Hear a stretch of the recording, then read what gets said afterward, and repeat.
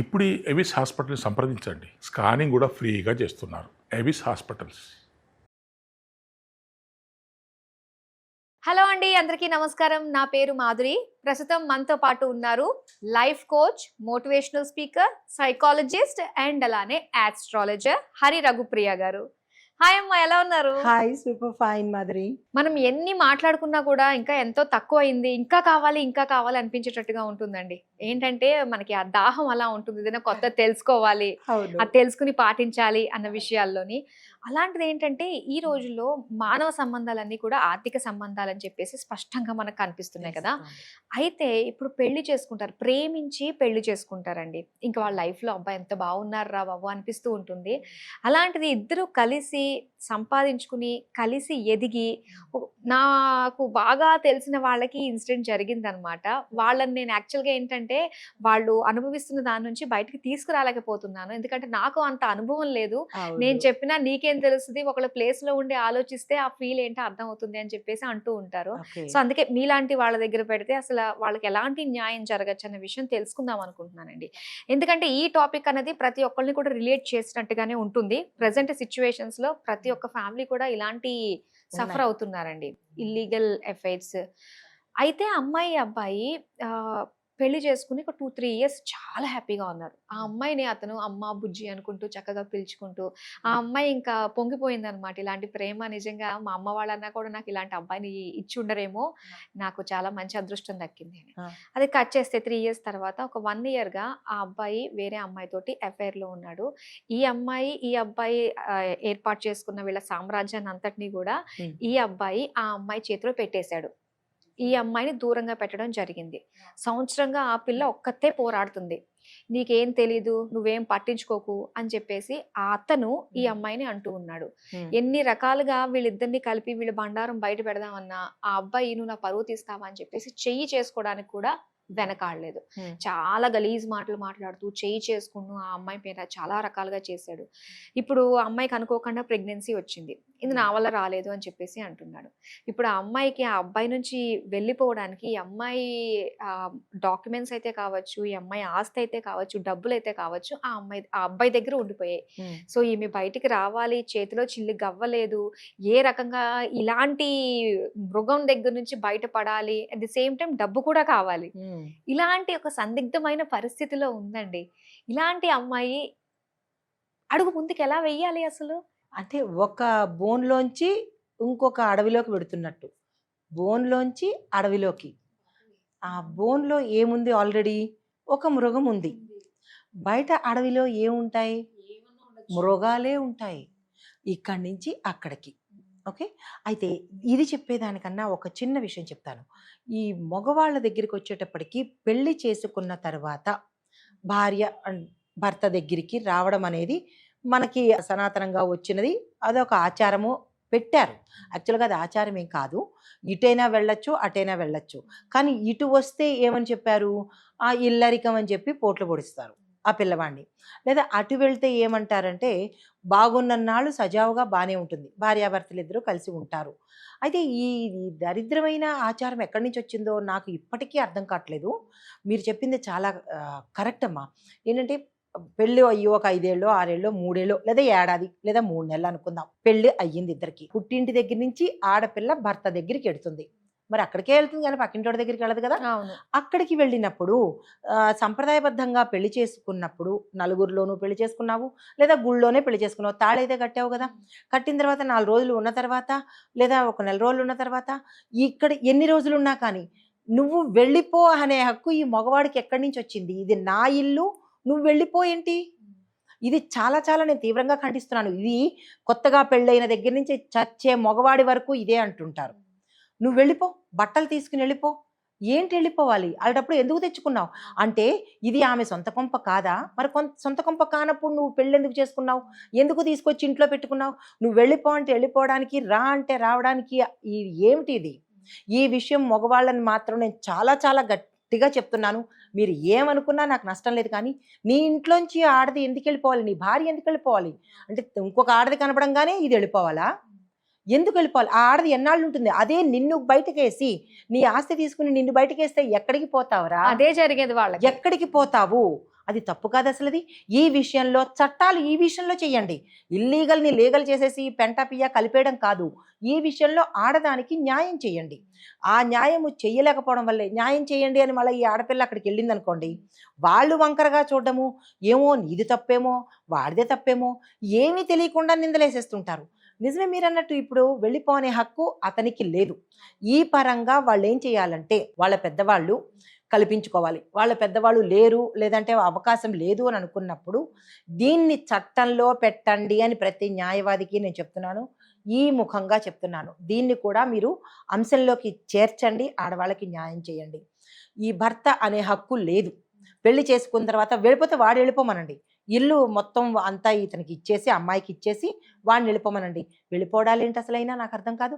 వేరే దాన్ని తీసుకొచ్చేసి అది ఎన్నాళ్ళు ఉంటుంది, వేరే దాన్ని తీసుకొచ్చేసి వెళ్ళిపో అంటే ఈ పిల్ల ఎక్కడికి వెళ్ళాలి? అలా వెళ్ళిపో అని అన్నప్పుడు నీ ఆస్తిలో సగం ఇచ్చేసి పంపించు. అది నీ ఆస్తిలో సగము అందరెదురకుండా రాసి ఆ పత్రాలతో ఆ అమ్మాయి ఏమి తెచ్చుకుందో, అనా పైసలు పెళ్లి చేసినప్పుడు కట్నం ఇస్తారు, బట్టలు ఇస్తారు, ఇంకా ఏవేవో ఇస్తూ ఉంటారు కదా, ఆ ఇచ్చిన చీపురు చాటాతో సహా ఆమెకి ఇచ్చేసి, నువ్వు మరి ఇన్నాళ్ళు నీ ఇంటి పేరు మార్చుకున్నావు, ఆధార్ కార్డు మార్చుకున్నావు, ఆ అమ్మాయిని ఆ అమ్మాయిలాగా పంపించరా? ఇందుమూలంగా నేను రానే అంటున్నాను. మీరు ఏమన్నా అనుకోండి, ఎంత బాధ ఆడవాళ్ళకి ఈ బాధ తెలిసినా, నీ ఇంటి పేరు మార్చేశావు, ఆ అమ్మాయిని అమ్మాయిగా తీసుకొచ్చి నువ్వు భార్యగా చేసుకున్న తర్వాత అలా పంపించు, అప్పుడు నీకు హక్కు ఉంటుంది. అలా పంపించగలవా? లేదు. అలా పంపించగలిగినాడే నీకు ఆ హక్కు ఉంటుంది. మరి ఎలా పంపించేస్తావు అంటే, మామూలుగా బొమ్మలా ఉంది కదా అని చెప్పేసి బట్టలు తీసుకుని వెళ్ళిపోవని చెప్పేసి, వెళ్ళకపోతేనేమో బెదిరించేసి, ఏంటిది? చాలా తప్పైన విషయము. చట్టాలు కానీ కోర్టు కానీ, నేను ఇందు మూలకంగా చెప్తున్నాను, ఈ విషయంలో ఆ అమ్మాయి వచ్చి కోర్టు గుమ్మం కానీ, ఆ కోర్టు గుమ్మాలు కూడా వెళ్ళడానికి అవకాశం లేదు. డబ్బులు ఇస్తేనే లాయర్లు చూస్తామంటున్నారు. ఈ పిల్లకి కట్టుబట్టలతో వెళ్ళినప్పుడు డబ్బులు ఎక్కడి నుంచి వస్తాయి? ఈ పిల్లకి కోర్టు వరకు వెళ్ళిన తర్వాత ఇవి ఎన్ని రోజులకి ఇది అవుతుందో కూడా తెలియదు. ఇది తక్షణ చర్యగా తీసుకోవాలి. అలా అన్న వెంటనే ఫోన్ కాల్తో స్పందించి, ఈ పిల్ల నా భర్త ఇలాగ వెళ్ళిపోమంటున్నాడు కట్టుబట్టలతో అని ఫోన్ కాల్తో స్పందించి, వెంటనే ప్రభుత్వం కానీ ఆ చుట్టుపక్కల వాళ్ళు కానీ స్పందించి ఆ పిల్లకి గుమ్మల్లోనే న్యాయం జరగాలి. ఆ న్యాయం కూడా వెళ్ళిపోమ్మన్న భర్త తాలూకా అప్పటి వరకు ఎంత ఆస్తులు ఉన్నాయో. కొంతమంది ఏం చేస్తుంటారంటే, అబే నా దగ్గర ఏం ఆస్తులు ఉన్నాయి, ఉండడానికి 100 కోట్లు 1000 కోట్లు ఉంటాయి, కానీ అబే నేనేం వ్యాపారం చేస్తున్నానా, నాకు ఏమైనా ఉద్యోగం ఉందా, నా పేరుని ఏమీ లేదు, ఆ పేర్లన్నీ ఆస్తులన్నీ అందరి పేర్ల సర్దేస్తాడు, ఇతని పేరు మీద ఏమీ లేదు, కానీ ఇన్నాళ్ళ నుంచి బికారిగానే ఉన్నాడా?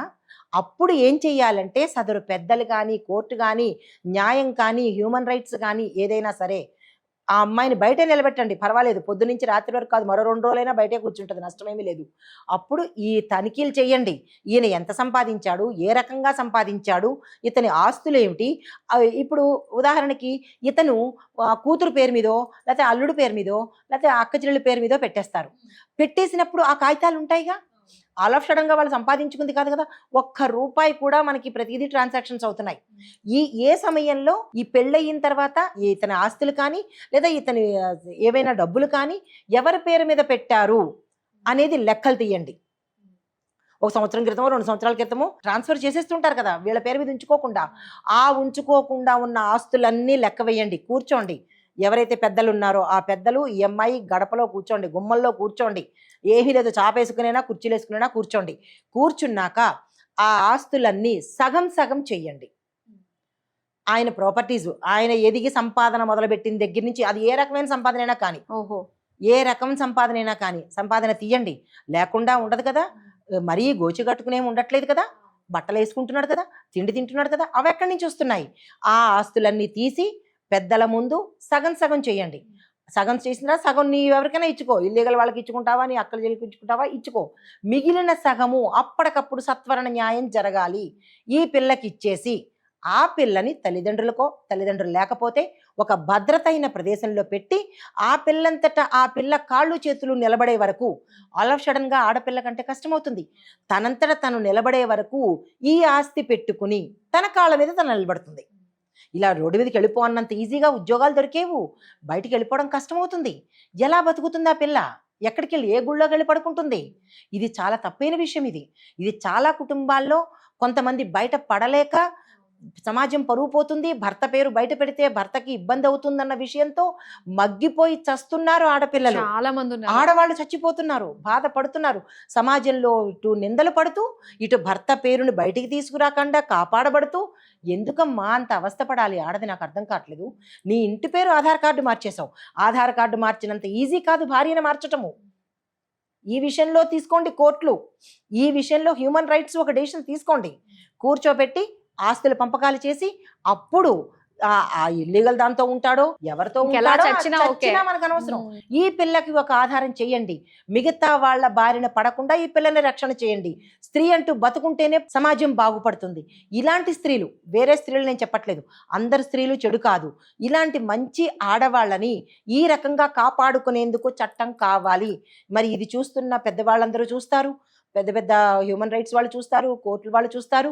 ఈ విషయంగా మీరు యాక్షన్ తీసుకోవాలి అని ప్రతి ఒక్క బాధిత ఆడదాని తరపు నుంచి నేను ఈ ముఖంగా చెప్తున్నాను. చాలా చక్కని క్వశ్చన్ వేసావమ్మా. ఇది అందరికీ పనికొస్తుంది అని నేను చెప్తున్నాను.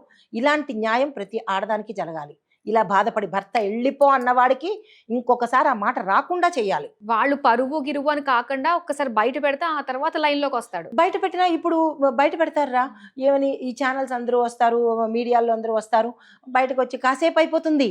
కానీ తర్వాత ఆ పిల్ల పరిస్థితి ఏంటి కదా? తను ఎలివేట్ అయిపోతుంటుంది.